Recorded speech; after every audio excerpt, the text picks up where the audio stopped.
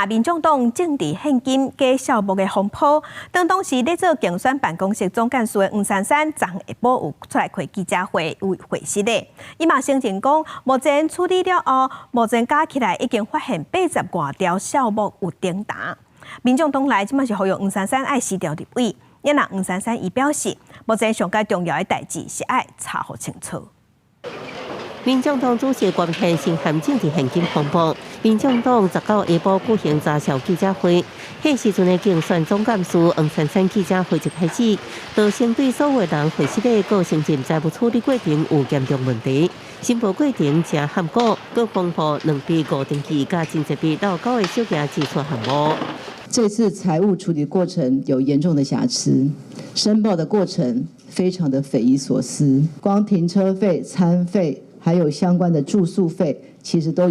有一些被漏登，这样里里扣扣加起来，现在已经有70、80笔。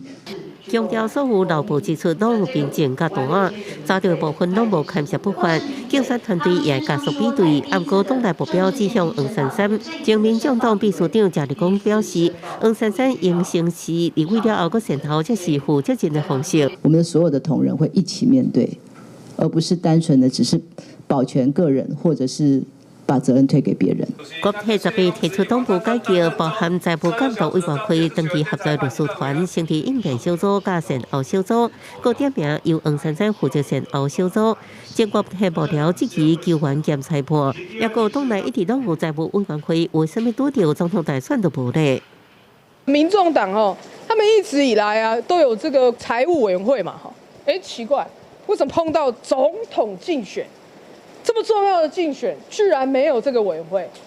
到底是刻意的让它不存在，